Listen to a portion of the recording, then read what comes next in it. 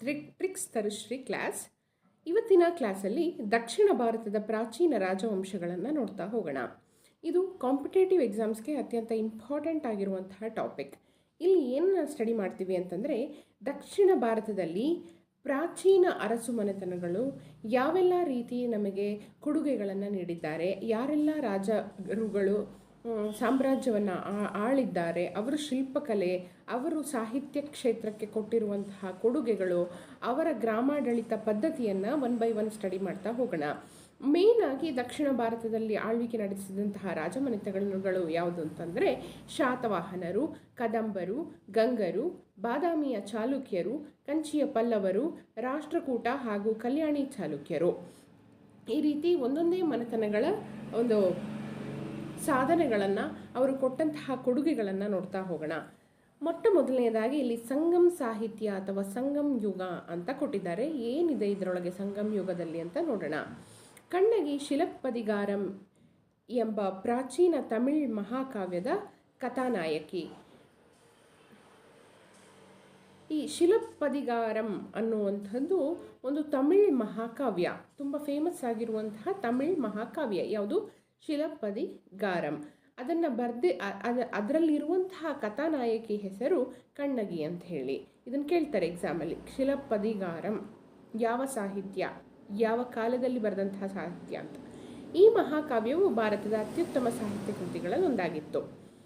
Next, ಮಣಿಮೇಗಿಲೈ, ತಮಿಳಿನ ಇನ್ನೊಂದು ಮಹಾಕಾವ್ಯ. ಯಾವುದು? ಮಣಿಮೇಗಿಲೈ.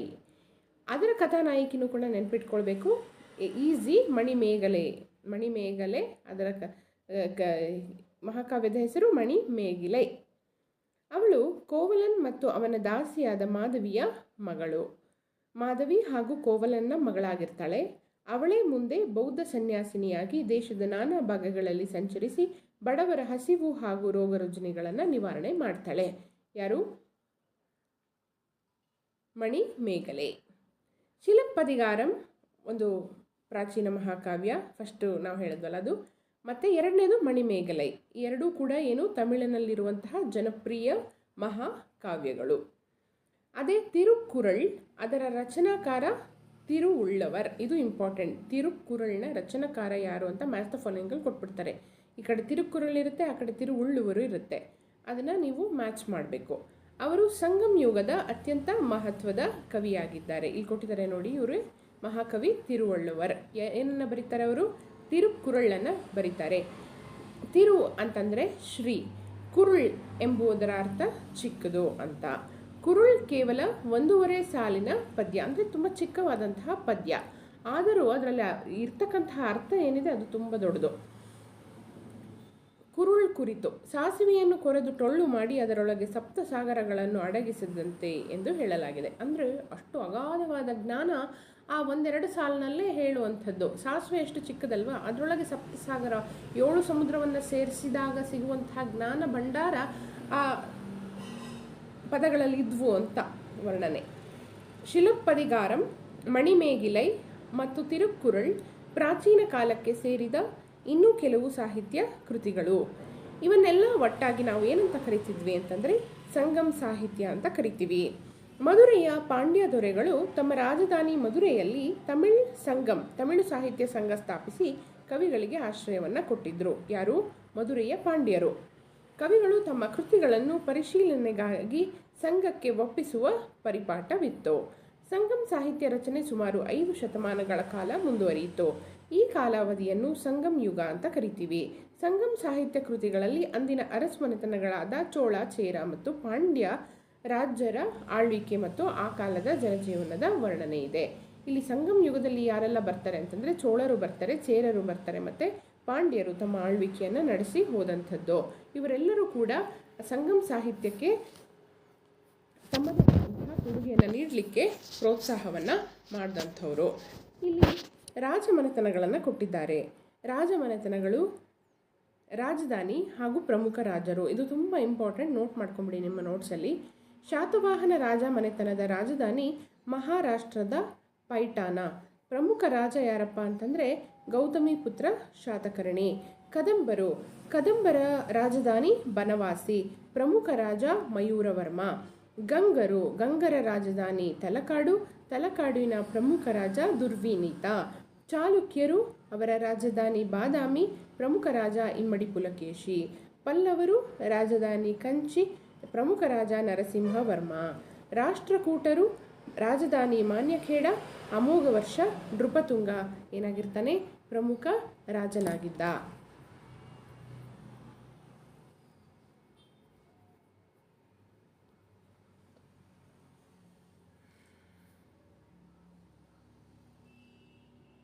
ಇನ್ನು ಮೂರಿದೆ ನೋಡಿ. ಕಲ್ಯಾಣಿ ಚಾಲುಕ್ಯರು, ಬಸವ ಕಲ್ಯಾಣ 6ನೇ ವಿಕ್ರಮಾದಿತ್ಯ ಪ್ರಮುಖ ರಾಜನಾಗಿರ್ತಾನೆ.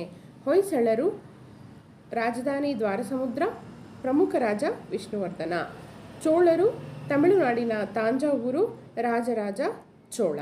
ಇದಿಷ್ಟು ಕೂಡ ನಿಮ್ಮ ನೆನಪಿನ ಇದರಲ್ಲಿ ಇಟ್ಕೊಳ್ಬೇಕಾಗತ್ತೆ, ಅಷ್ಟು ಕೂಡ ಇಂಪಾರ್ಟೆಂಟ್. 1ನೇ ಸಾಮ್ರಾಜ್ಯ, ಅದುವೇ ಶಾತವಾಹನ ಸಾಮ್ರಾಜ್ಯವನ್ನು ನೋಡೋಣ. ಇಲ್ಲಿ ಈ ಎಲ್ಲೋ ಪಾರ್ಟಲ್ಲಿ ಕೊಟ್ಟಿದ್ದಾರಲ್ಲ, ಅದು ಅವರು ಹೊಂದಿರುವಂತಹ ಏರಿಯಾ, ಅವರು ಆಕ್ರಮಿಸಿಕೊಂಡು ಆಳಿದಂತಹ ಸಾಮ್ರಾಜ್ಯ. ಶಾತವಾಹನ ಎಂಬ ರಾಜವಂಶವು ದಕ್ಷಿಣ ಭಾರತದ ಕೆಲ ಭಾಗಗಳನ್ನು ಆಳ್ತಾ ಇತ್ತು, ಅಂದರೆ ಸೌತ್ ಇಂಡಿಯಾ ಪಾರ್ಟ್. ಮಹಾರಾಷ್ಟ್ರದ ಪ್ರತಿಷ್ಠಾನಪುರ, ಈಗ ಅದನ್ನು ಪೈಠಾಣ ಅಂತ ಕರಿತೀವಿ, ಅದು ಅವರ ರಾಜಧಾನಿಯಾಗಿತ್ತು. ಪೈಠಾಣ ಎಲ್ಲಿ, ಯಾವ ರಾಜ್ಯದಲ್ಲಿತ್ತು? ಮಹಾರಾಷ್ಟ್ರದಲ್ಲಿತ್ತು. ಪೈಠಾಣ ಅನ್ನುವಂಥದ್ದು ಎಲ್ಲಿದೆ ನೋಡೋಣ. ರಾಜಧಾನಿ ಪೈಠಾಣ.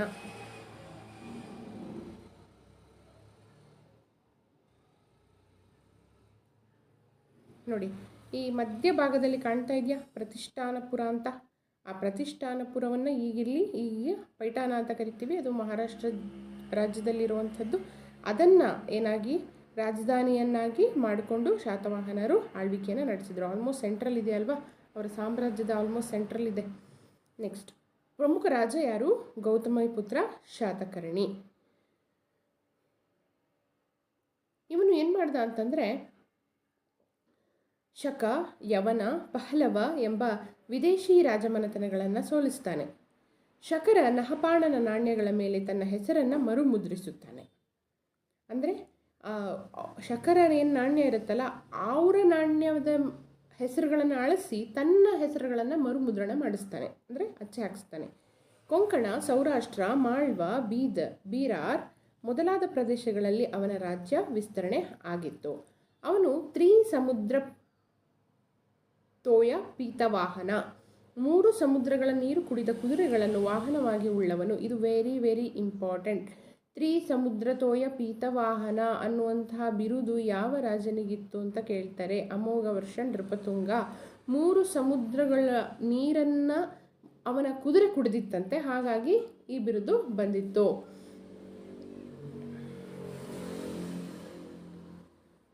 ಶಾತವಾಹನರು ವೈದಿಕ ಧರ್ಮದ ಅನುಯಾಯಿಗಳಾಗಿದ್ದರು. ಅಶ್ವಮೇಧ ಯಜ್ಞ ಯಾಗಾದಿಗಳನ್ನು ಮಾಡ್ತಿದ್ರು. ಅವರ ಸಾಮ್ರಾಜ್ಯದಲ್ಲಿ ನೆಲೆಸಿದ ವಿದೇಶಿಯರು ಹಿಂದೂ ಧರ್ಮ ಅಥವಾ ಬೌದ್ಧ ಮತವನ್ನು ತಾವಾಗಿಯೇ ಸ್ವೀಕರಿಸಿ ಇಲ್ಲಿನ ದೇವತೆಗಳ ಹೆಸರುಗಳನ್ನು ಇಟ್ಟುಕೊಳ್ತಾ ಇದ್ದರು.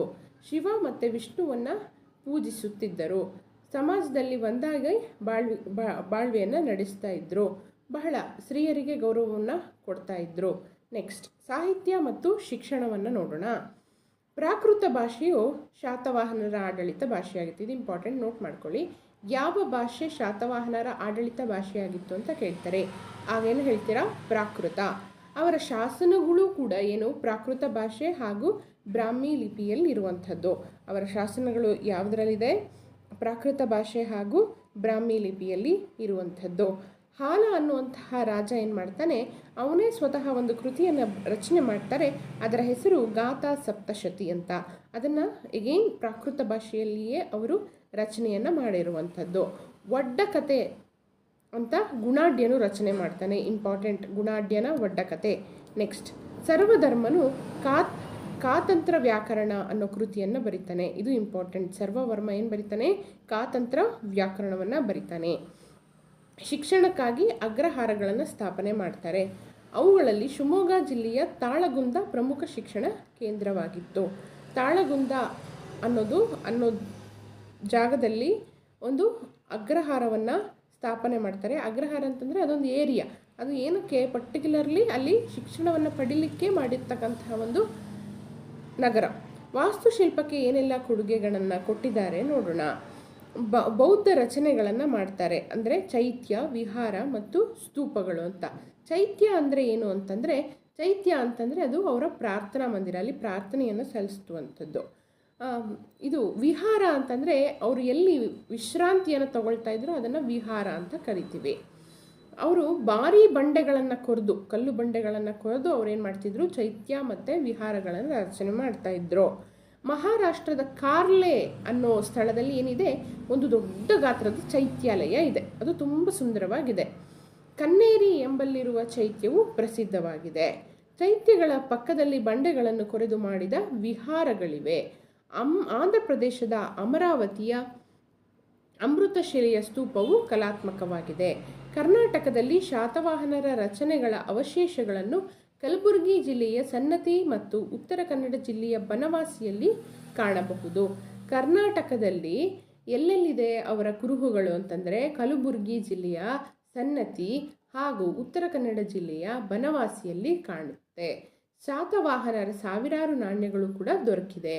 ವ್ಯಾಪಾರ ಮತ್ತು ಪಟ್ಟಣಗಳು, ಇದರಲ್ಲಿ ಸಾಮ್ರಾಜ್ಯ ಹಲವು ಪಟ್ಟಣಗಳು ವ್ಯಾಪಾರಿ ಕೇಂದ್ರಗಳಾಗಿದ್ದವು. ಅಂಥ ಪಟ್ಟಣಗಳನ್ನು ನಿಗಮಗಳು ಎನ್ನುತ್ತಿದ್ದರು. ಇದು ಇಂಪಾರ್ಟೆಂಟ್, 1 ಮಾರ್ಕ್ ಕ್ವಶನ್. ಏನಂತ ಕರಿತಾ ಇದ್ರು?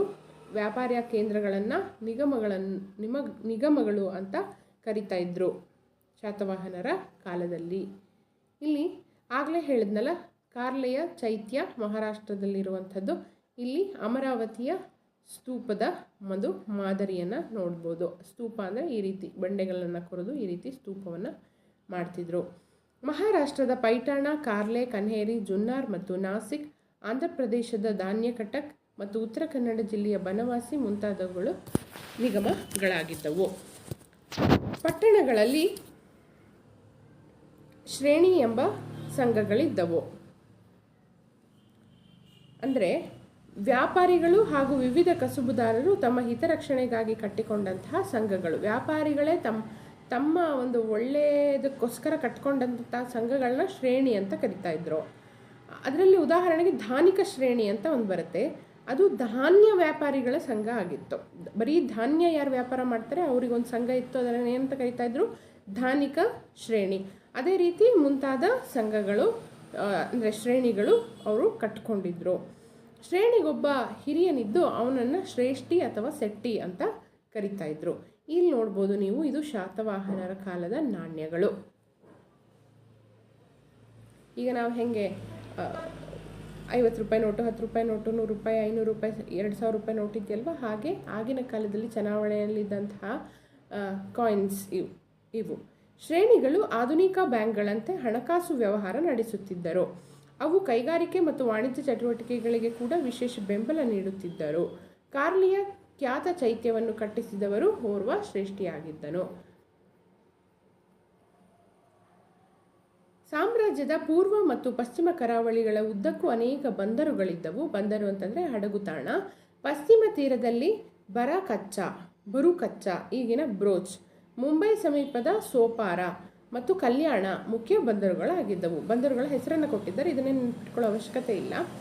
ಶಾತವಾಹನರ ಕಾಲದಲ್ಲಿ ಯುರೋಪಿನ ರೋಮನ್ ಸಾಮ್ರಾಜ್ಯದೊಡನೆ ಭಾರತದ ವಾಣಿಜ್ಯ ಸಂಬಂಧ ತುಂಬ ಚೆನ್ನಾಗಿತ್ತಂತೆ. ಹಾಗಾಗಿ ಅನೇಕ ಭಾರತದ ವಸ್ತು ರೋಮನ್ನರಿಗೆ ಏನಾಗ್ತಿತ್ತು, ರಫ್ತಾಗ್ತಿತ್ತು. ಅಲ್ಲಿಂದ ಕೂಡ ಇಲ್ಲಿ ಅನೇಕ ಸಾಮಾನುಗಳು ಬರುತ್ತಿದ್ವು. ವಿದೇಶಿ ವ್ಯಾಪಾರದಿಂದ ಬಹಳ ಆರ್ಥಿಕ ಪ್ರಗತಿಯನ್ನು ಕಂಡಂಥವರು ಶಾತವಾಹನರು. ಇಲ್ಲಿಗೆ ಶಾತವಾಹನ ಮನೆತನ ಮುಕ್ತಾಯಗೊಳ್ಳುತ್ತೆ. ಮೇಯ್ನ್ ಆಗಿ ಬಂದಿದ್ಯಾರು? ಅಮೋಘವರ್ಷ ನೃಪತುಂಗ. ಅಮೋಘವರ್ಷ ನೃಪತುಂಗನ ಬಿರುದು ಏನು ಅಂತ ಕಲ್ತ್ವಿ. ನೆಕ್ಸ್ಟ್ ಅಷ್ಟೇ ಇಂಪಾರ್ಟೆಂಟ್ ಆದಂತಹ ಇನ್ನೊಂದು ರಾಜಮನೆತನ ಅಂತಂದರೆ ಅದು ಬನವಾಸಿಯ ಕದಂಬರು. ಕದಂಬ ಮನೆತನವು ಕನ್ನಡದ ಮೊದಲ ರಾಜಮನೆತನ. ಕನ್ನಡದಲ್ಲೇ ಆಳಿದಂತಹ ಮೊದಲ ರಾಜಮನೆತನ ಯಾರು ಅಂತಂದರೆ ಕದಂಬರು. ಇವರು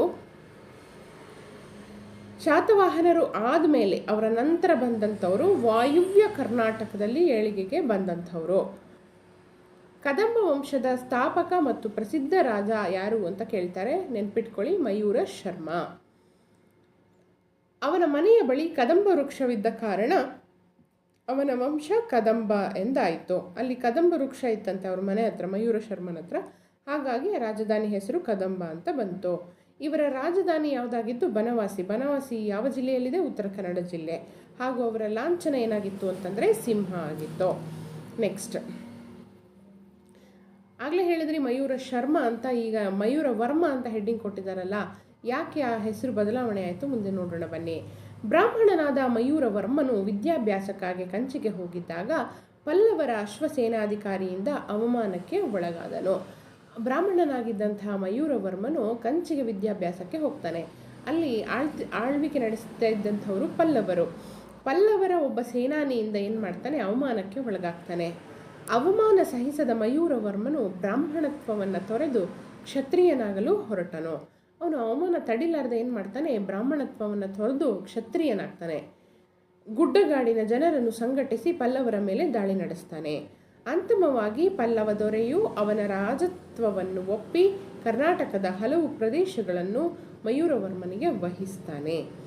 ಮಯೂರವರ್ಮನು ಚಿತ್ರದುರ್ಗ ಸಮೀಪದ ಚಂದ್ರವಳ್ಳಿಯ ಸಮೀಪ ಕೆರೆಯೊಂದನ್ನು ದುರಸ್ತಿ ಮಾಡಿಸ್ತಾನೆ. ಇದು ಕೇಳ್ತಾರೆ, ತುಂಬ ಇಂಪಾರ್ಟೆಂಟ್. ಚಿತ್ರದುರ್ಗ ಸಮೀಪದ ಚಂದ್ರವಳ್ಳಿಯ ಕೆರೆಯನ್ನು ದುರಸ್ತಿ ಮಾಡಿಸಿದವ ಯಾವ ರಾಜ ಅಂತ ಕೇಳ್ತಾರೆ. ಆಗ ನೀವೇನು ಹೇಳ್ತೀರಾ? ಕದಂಬ ವಂಶದ ಮಯೂರ ವರ್ಮ.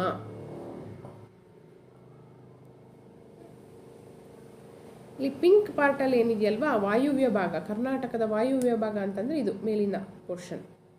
ಇದು ಇಲ್ಲಿ ಪಿಂಕ್ ಪೋರ್ಷನಲ್ಲಿ ಏನಿದೆಯಲ್ವಾ, ಅದಿಷ್ಟು ಕೂಡ ಕದಂಬರದ ಆಳ್ವಿಕೆಯಲ್ಲಿ ಇದ್ದಂತಹ ಪ್ಲೇಸಸ್ಸು. ಇದ್ರ ಕೆಳಗಡೆ ಏನಿದೆ, ಇದು ಗಂಗಾ ಸಾಮ್ರಾಜ್ಯದ ಆಳ್ವಿಕೆಯ ಭಾಗಗಳು.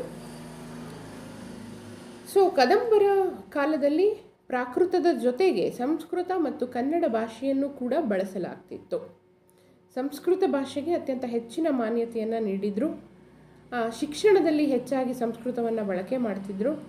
ಕನ್ನಡ ಭಾಷೆಗೆ ಮಾನ್ಯತೆಯನ್ನು ದೊರಕಿಸ್ಕೊಟ್ಟಂತಹ ಮೊದಲ ರಾಜಮನೆತನ ಯಾವುದಪ್ಪ ಅಂತಂದರೆ ಅದುವೇ ಕದಂಬ ಮನೆತನ. ಇದು ಕದಂಬರ ಲಾಂಛನ, ಅದುವೇ ಸಿಂಹ. ಹಾಸನ ಜಿಲ್ಲೆಯ ಹಲ್ಮಿಡಿ ಗ್ರಾಮದಲ್ಲಿ ಕದಂಬರ ಕಾಲದ ಶಾಸನವೊಂದು ಕನ್ನಡ ಭಾಷೆ ಹಾಗೂ ಲಿಪಿಯಲ್ಲಿದೆ. ಇದು ಕನ್ನಡ ಶಾಸನಗಳಲ್ಲೇ ಅತಿ ಪ್ರಾಚೀನ. ಯಾವುದು? ಹಾಸನ ಜಿಲ್ಲೆಯಲ್ಲಿ ದೊರಕಿರುವಂತಹ ಹಲ್ಮಿಡಿ ಗ್ರಾಮದಲ್ಲಿ ದೊರಕಿರುವಂತಹ ಒಂದು ಕದಂಬರ ಕಾಲದ ಶಾಸನ. ಕನ್ನಡ ಭಾಷೆ ಹಾಗೂ ಕನ್ನಡ ಲಿಪಿಯಲ್ಲಿರುವಂಥದ್ದು ಅತ್ಯಂತ ಪ್ರಾಚೀನ ಲಿಪಿ. ಇದುವೇ ಹಲ್ಮಿಡಿ ಶಾಸನ. ಇಲ್ಲಿ ನೀವು ನೋಡ್ತಾ ಇರೋದು. ನೆಕ್ಸ್ಟ್, ಶಿವಮೊಗ್ಗ ಜಿಲ್ಲೆಯ ತಾಳಗುಂದ ಎಂಬಲ್ಲಿ ಕದಂಬರ ಕಾಲದ ಸಂಸ್ಕೃತ ಶಾಸನವೊಂದು ದೊರಕಿದೆ. ಮೊಟ್ಟ ಮೊದಲೆಯ ಸಂಸ್ಕೃತ ಶಾಸನ ಎಲ್ಲಿ ದೊರೆಯಿತು ಅಂತ ಕೇಳ್ತಾರೆ. ಹಾಗೇನು ಹೇಳ್ತೀರಾ? ಶಿವಮೊಗ್ಗ ಜಿಲ್ಲೆಯ ತಾಳಗುಂದದಲ್ಲಿ. ಯಾರು ರಚಿಸ್ತಾರೆ ಅಂತಂದರೆ ಕುಬ್ಜ ಅನ್ನುವಂತಹ ಕವಿ ರಚಿಸ್ತಾನೆ. ಕರ್ನಾಟಕದ ಸಂಸ್ಕೃತ ಕವಿಗಳಲ್ಲಿ ಈತನೇ ಅತಿ ಪ್ರಾಚೀನನು, ತುಂಬ ಹಳೆಯವ. ತಾಳಗುಂದ ಶಾಸನವು ಕರ್ನಾಟಕದಲ್ಲಿ ದೊರೆತಿರುವಂತಹ ಪ್ರಥಮ ಸಂಸ್ಕೃತ ಶಾಸನವಾಗಿದೆ. ಇದು ಇಂಪಾರ್ಟೆಂಟ್, ನೆನ್ಪಿಟ್ಕೊಳ್ಳಿ. ಕದಂಬರು ಕರ್ನಾಟಕದ ವಾಸ್ತುಶಿಲ್ಪ ಹಾಗೂ ಮೂರ್ತಿಶಿಲ್ಪಗಳಿಗೆ ವಿಶೇಷ ಕೊಡುಗೆಯನ್ನು ನೀಡಿದ್ದಾರೆ. ಅನೇಕ ದೇವಾಲಯಗಳನ್ನು ನಿರ್ಮಿಸಿದ್ದಾರೆ. ಮಧುಕೇಶ್ವರ ಇಲ್ಲಿಯ ಮುಖ್ಯ ದೇವಾಲಯ. ಮಧುಕೇಶ್ವರ ಕದಂಬ ಅರಸರು ಆರಾಧಿಸುತ್ತಿದ್ದ ದೇವರು. ಬನವಾಸಿಯಲ್ಲಿ ಮನಸೆಳೆಯುವ ಪರಿಶುದ್ಧವಾದ ಪರಶುರಾಮನ ಮೂರ್ತಿ ಶಿಲ್ಪ ಹೊಂದಿದೆ. ಇದನ್ನು ನೀವು ನೋಡ್ಬೋದು. ಮಧುಕೇಶ್ವರ ದೇವಾಲಯ ಕದಂಬರ ಕಾಲದಲ್ಲಿ ಕಟ್ಟಿಸಿರುವಂಥದ್ದು. ಎಲ್ಲಿ? ಉತ್ತರ ಕನ್ನಡ ಜಿಲ್ಲೆಯ ಬನವಾಸಿಯಲ್ಲಿ ನಿರ್ಮಾಣ ಆಗಿರುವಂಥದ್ದು. ನೆಕ್ಸ್ಟ್, ಮೂರನೇ ರಾಜಮನೆತನ, ಅದುವೇ ತಲಕಾಡಿನ ಗಂಗರು. ಕರ್ನಾಟಕದಲ್ಲಿ ವಾಯುವ್ಯ ಭಾಗದಲ್ಲಿ ಕದಂಬರು ಇದ್ದ ಸೇಮ್ ಟೈಮಲ್ಲಿ ದಕ್ಷಿಣ ಕರ್ನಾಟಕದಲ್ಲಿ ಗಂಗರು ಆಳ್ವಿಕೆಯನ್ನು ನಡೆಸ್ತಾ ಹೋಗ್ತಾರೆ. ಕೃಷಿ ಮೂಲ ಸಮುದಾಯದ ಹಿನ್ನೆಲೆಯವರಾದ ಗಂಗ ಮನೆತನವು ಕರ್ನಾಟಕದಲ್ಲಿ ದೀರ್ಘಕಾಲ ಆಳಿದ ರಾಜಮನೆತನ ಅನಿಸ್ಕೊಳ್ಳುತ್ತೆ. ಕೃಷಿಯನ್ನು ಆಧಾರವಾಗಿಟ್ಟುಕೊಂಡು ಬಂದಂತಹ ರಾಜಮನೆತನ ಇದು. ಇವರು 650 ವರ್ಷಗಳ ಕಾಲ ಆಳ್ವಿಕೆಯನ್ನು ನಡೆಸ್ತಾರೆ. ಅವರ ಕಾಲದಲ್ಲಿ ಕೋಲಾರ, ಹಳೆಯದಾಗಿ ಕುವಲಾಲಂಪುರ, ಮತ್ತು ತಲಕಾಡು, ತಲವನಪುರ ಅವೆರಡನ್ನ ರಾಜಧಾನಿಯನ್ನಾಗಿ ಮಾಡಿಕೊಂಡು ಆಳ್ವಿಕೆಯನ್ನು ನಡೆಸಿದಂಥವ್ರು. ಯಾರು ಈ ಮನೆತನದ ಸ್ಥಾಪಕ ಅಂತಂದರೆ ಕೊಂಗಣಿ ವರ್ಮ. ಕೊಂಗಣಿ ವರ್ಮ ಇಂಪಾರ್ಟೆಂಟ್. ಗಂಗರ ಸ್ಥಾಪಕ ಯಾರು ಅಂತ ಕೇಳ್ತಾರೆ. ಏನು ಹೇಳ್ತೀರಾ? ಕೊಂಗಣಿ ವರ್ಮ. ಮದಗಜ ಇವರ ಲಾಂಛನ. ಇಲ್ಲಿ ಕೊಟ್ಟಿದ್ದಾರೆ ನೋಡಿ, ಮದಗಜ, ಮದವನ್ನೇರಿರುವಂತಹ ಆನೆ ಇವರ ಲಾಂಛನ. ಗಂಗರಲ್ಲಿ ದುರ್ವಿನೀತ ಪ್ರಸಿದ್ಧವಾದ ಅರಸ. ಹಾಗಾಗಿ ಪ್ರಸಿದ್ಧವಾಗಿರೋ ಅರಸನ ಬಗ್ಗೆ ಸ್ವಲ್ಪ ತಿಳ್ಕೊಳ್ಳೋಣ. ದುರ್ವಿನೀತ 500 ವರ್ಷಗಳ ಹಿಂದೆ ಆಳಿದಂತಹ ಮಹಾನ್ ಪರಾಕ್ರಮಿ ವಿದ್ವಾಂಸನೂ ಕೂಡ ಆಗಿದ್ದ. ಅವನ ತಾಯಿ ಯಾರಪ್ಪ ಅಂತಂದರೆ ದಿಜ್ಜೇಷ್ಠ ದೇವಿ. ಅವಳು ಪುನ್ನಾಟ ರಾಜಮನೆತನಕ್ಕೆ ಸೇರಿದವಳಾಗಿರ್ತಾಳೆ. ಆ ಮನೆತನದಲ್ಲಿ ಗಂಡು ಸಂತಾನವಿಲ್ಲದ ಕಾರಣ ಪುನ್ನಾಟ ರಾಜ್ಯಕ್ಕೂ ದುರ್ವಿನೀತನೇ ವಾರಸುದಾರನಾಗಿರುತ್ತಾನೆ. ನೆರೆಯ ಶತ್ರುಗಳನ್ನು ಹಲವು ಯುದ್ಧಗಳಲ್ಲಿ ಮಣಿಸಿ ಗಂಗರಾಜ್ಯವನ್ನು ವಿಸ್ತರಣೆ ಮಾಡ್ತಾನೆ. ನೀರಾವರಿಗಾಗಿ ಸಾಗರದಂತಹ ಅನೇಕ ಕೆರೆಗಳನ್ನು ಕಟ್ಟಿಸ್ತಾನೆ. ಸಂಸ್ಕೃತ ಮತ್ತು ಕನ್ನಡ ಭಾಷೆಗಳಲ್ಲಿ ವಿದ್ವಾಂಸನಾಗಿದ್ದ ದುರ್ವಿನೀತನು ಸಂಸ್ಕೃತ ಕವಿ ಭಾರವಿಯ ಕಿರಾತಾರ್ಜುನೀಯ ಅಂದರೆ ಇಲ್ಲಿ ಸಂಸ್ಕೃತ ಕವಿ ಯಾರು ಭಾರವಿ ಒಂದು ಕೃತಿಯನ್ನು ಬರೀತಾನೆ. ಅದರ ಹೆಸರು ಕಿರಾತಾರ್ಜುನೀಯ ಅಂತ. ಕೃತಿಯ 15ನೇ ಸರ್ಗಕ್ಕೆ ವಿಮರ್ಶೆಯನ್ನು ಬರೀತಾನೆ. ಯಾರು? ದುರ್ವಿನೀತ ಬರೀತಾನೆ. ಆದರೆ ಕಿರಾತಾರ್ಜುನೀಯ ಬರೆದವ್ರು ಯಾರು ಅಂತ ಕೇಳ್ತಾರೆ. ಅದು ಯಾರು? ಭಾರವಿ. ಗುಣಾಢ್ಯನ ಒಡ್ಡಕಥೆಯನ್ನು ಯಾರು ಬರೀತಾರೆ? ಗುಣಾಢ್ಯ. ಅದನ್ನು ಸಂಸ್ಕೃತಕ್ಕೆ ಭಾಷಾಂತರ ಮಾಡಿದವನು ಯಾರು? ದುರ್ವಿನೀತ. ಕನ್ನಡದ ಪ್ರಮುಖ ಗದ್ಯ ಬರಹಗಾರರಲ್ಲಿ ದುರ್ವಿನೀತ ಒಬ್ಬನೆಂದು ಕವಿರಾಜ ಮಾರ್ಗದಲ್ಲಿ ಶ್ರೀ ವಿಜಯನು ಹೇಳುತ್ತಾನೆ. ಇದು ಇಂಪಾರ್ಟೆಂಟ್. ಶ್ರೀ ವಿಜಯ ಏನು ಬರೀತಾನೆ? ಕವಿರಾಜ ಮಾರ್ಗ ಬರೀತಾನೆ. ಅದರಲ್ಲಿ ದುರ್ವಿನೀತಿಯ ಬಗ್ಗೆ ಹೇಳಿದ್ದಾರೆ.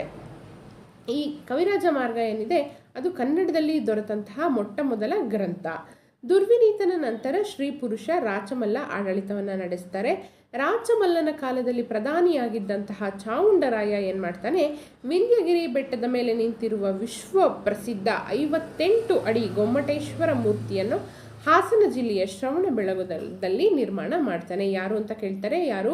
ರಾಚಮಲ್ಲನ ಪ್ರಧಾನಿ ಚಾವುಂಡರಾಯ. ಯಾವ ಬೆಟ್ಟದ ಮೇಲೆ? ವಿಂಧ್ಯಗಿರಿ ಬೆಟ್ಟದ ಮೇಲೆ. ಇದು ನಮ್ಮ ಕರ್ನಾಟಕದಲ್ಲಿರುವಂತಹ ಅತ್ಯಂತ ದೊಡ್ಡ ಗೊಮ್ಮಟೇಶ್ವರನ ಮೂರ್ತಿ ಎಲ್ಲಿದೆ? ಶ್ರವಣಬೆಳಗೊಳದಲ್ಲಿದೆ. ಶ್ರವಣಬೆಳಗೊಳ ಎಲ್ಲಿದೆ? ಹಾಸನ ಜಿಲ್ಲೆಯಲ್ಲಿದೆ. ನೆಕ್ಸ್ಟ್, ಸಾಹಿತ್ಯ. ವಿದ್ವಾಂಸರು ಆಗಿದ್ದರು. ಗಂಗಾ ಅರಸರಲ್ಲಿ ಕೆಲವರು ವಿದ್ವಾಂಸರಾಗಿರ್ತಾರೆ, ಅಂದರೆ ಪಂಡಿತರಾಗಿರ್ತಾರೆ, ತುಂಬ ತಿಳಿದಂಥವರಾಗಿರ್ತಾರೆ. ದುರ್ವಿನೀತನು ಸಂಸ್ಕೃತ ಮತ್ತು ಕನ್ನಡದ ಪ್ರಸಿದ್ಧ ವಿದ್ವಾಂಸನಾಗಿದ್ದನು. Both Sanskrit as well as Kannada ಗೊತ್ತಿರುವಂತಹ ವ್ಯಕ್ತಿ ಯಾರಾಗಿದ್ದ? ದುರ್ವಿನೀತ ಆಗಿದ್ದ. ಗಜಶಾಸ್ತ್ರ ಎಂಬ ಕೃತಿಯನ್ನು ಬರೆದಿದ್ದಾನೆ. ಯಾರು? ದುರ್ವಿನೀತ. ಗಂಗರ ಪ್ರಧಾನಿಯಾಗಿದ್ದ ಚಾವುಂಡರಾಯನು ಚಾವುಂಡರಾಯ ಪುರಾಣ ಎಂಬ ಕೃತಿಯನ್ನು ಕನ್ನಡದಲ್ಲಿ ರಚನೆ ಮಾಡ್ತಾರೆ. ಯಾರು? ಚಾವುಂಡರಾಯ ಪುರಾಣ ಅಂತ ಹೇಳಿ. ನೆಕ್ಸ್ಟ್, ವಾಸ್ತುಶಿಲ್ಪ ಮತ್ತು ಮೂರ್ತುಶಿಲ್ಪಕ್ಕೆ ಗಂಗರ ಕೊಡುಗೆ ಅಪಾರವಾದಂಥದ್ದು.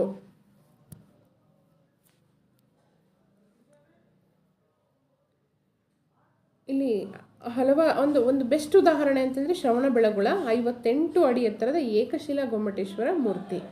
ಸೊ ಇಲ್ಲಿಗೆ ಗಂಗರ ಆಳ್ವಿಕೆಯನ್ನು, ಸಾಮ್ರಾಜ್ಯವನ್ನು ಇಲ್ಲಿಗೆ ನಿಲ್ಲಿಸೋಣ. ಬ್ರೀಫ್ ಆಗಿ ತಿಳ್ಕೊಳ್ಳೋಣ. ಇದು 6ನೇ ತರಗತಿಯ ಪಾಠ ಆಗಿರೋದ್ರಿಂದ ಆಮೇಲೆ ಡೀಟೇಲ್ ಆಗಿ ಒಂದೊಂದೇ ರಾಜಮನೆತನಗಳು ಪೇಜ್ಗಟ್ಟಲೆ ಇದೆ ಓದುವಂಥದ್ದು. ನೆಕ್ಸ್ಟು ಬರುವಂತಹ ಸಾಮ್ರಾಜ್ಯವೇ ಬಾದಾಮಿ ಚಾಲುಕ್ಯರು. ಇವರು ಸುಮಾರು 2 ಶತಮಾನಗಳ ಕಾಲ ಅತ್ಯಂತ ವೈಭವದಿಂದ ಆಳ್ವಿಕೆಯನ್ನು ನಡೆಸಿದವರು. ಬಾಗಲಕೋಟೆ ಜಿಲ್ಲೆಯ ಬಾದಾಮಿ ಅಥವಾ ವಾತಾಪಿ ಇವರ ರಾಜಧಾನಿಯಾಗಿತ್ತು. ವರಾಹ ಚಾಲುಕ್ಯರ ಲಾಂಛನವಾಗಿತ್ತು. ವರಾಹ ಅಂತಂದರೆ ಹಂದಿ. ಇದು ಸರಿಯಾಗಿ ಕಾಣಿಸ್ತಾ ಇಲ್ಲ, ಹಾಗಾಗಿ ಇವರ ಲಾಂಛನ ವರಾಹ ಆಗಿತ್ತು. ಆಲ್ಮೋಸ್ಟ್ ಎಷ್ಟು ಫುಲ್ ಸೌತ್ ಕರ್ನಾಟಕ ಏನಿದೆ ಆಲ್ಮೋಸ್ಟ್ ಆಕ್ಯುಪೈ ಮಾಡ್ಕೊಂಡಿದ್ದಾರಲ್ವ, ನೋಡ್ಬೋದು ನೀವು. ಬಾದಾಮಿ ಚಾಲುಕ್ಯರು ಪೂರ್ತಿ ಕರ್ನಾಟಕ ಬಾದಾಮಿ ಚಾಲುಕ್ಯರ ಆಳ್ವಿಕೆಗೆ ಒಳಪಟ್ಟಿರುವಂಥದ್ದನ್ನು ಗಮನಿಸಬಹುದು. ನೆಕ್ಸ್ಟ್, ಅಲ್ಲಿ ಬರುವಂತಹ ಪ್ರಸಿದ್ಧ ಅರಸ ಯಾರು ಅಂತಂದರೆ ಇಮ್ಮಡಿ ಪುಲಕೇಶಿ. ಚಾಲುಕ್ಯ ವಂಶದ ಶ್ರೇಷ್ಠ ಅರಸ. ಇವನು ಬಹಳ ಪರಾಕ್ರಮನಾಗಿದ್ದ. ಅನೇಕ ದಂಡಯಾತ್ರೆಗಳನ್ನು ನಡೆಸಿದ. ಕದಂಬರು ಮತ್ತು ಗಂಗರು ಪುಲಕೇಶಿಗೆ ಯುದ್ಧನೇ ಮಾಡದೆ ಶರಣಾಗ್ತಾರೆ.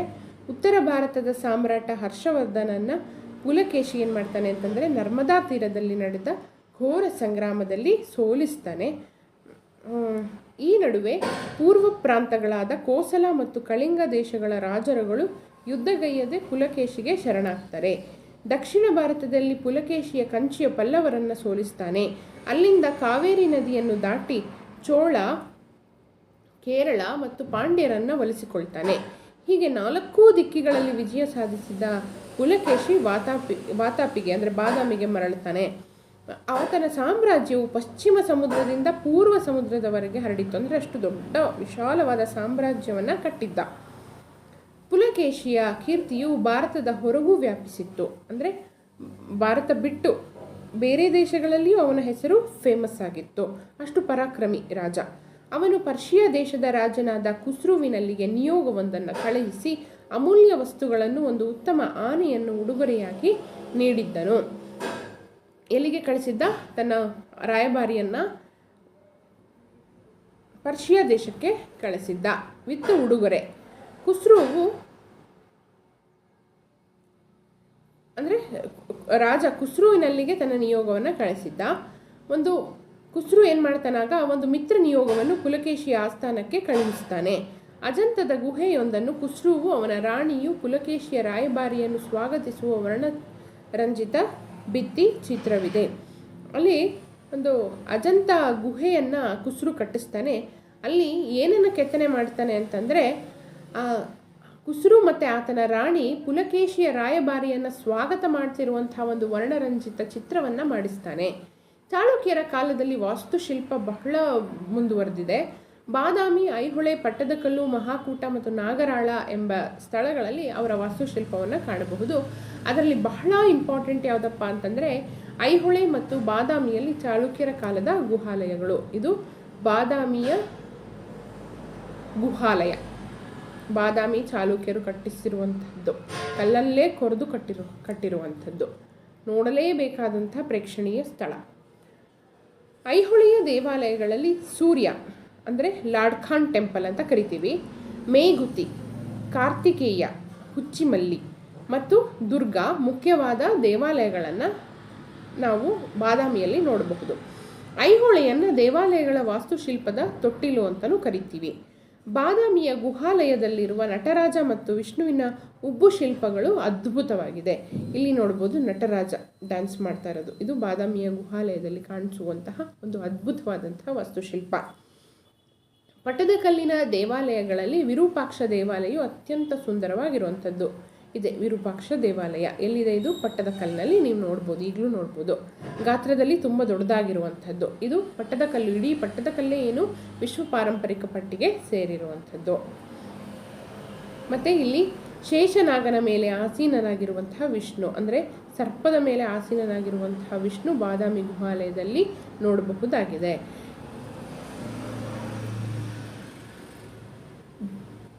ಓಕೆ, ಇವುಗಳಿಗೆ ವಿಶ್ವ ಪರಂಪರೆಯ ತಾಣಕ್ಕೆ ಹಂಪಿ ಇರ್ಬೋದು, ಪಟ್ಟದಕಲ್ಲು ಇರ್ಬೋದು, ಹಾಗೂ ಪಶ್ಚಿಮ ಘಟ್ಟಗಳು ಆಲ್ರೆಡಿ ನಮ್ಮ ವಿಶ್ವ ಪರಂಪರೆಯ ತಾಣಗಳಿಗೆ ಸೇರಿರುವಂಥದ್ದು. ಯುನೆಸ್ಕೋ ಆ ಸ್ಥಳಗಳನ್ನು ಏನು ಮಾಡುತ್ತೆ? ಕೇರ್ ಟೇಕರ್ ಆಗಿ ಕೆಲಸ ಮಾಡುತ್ತೆ.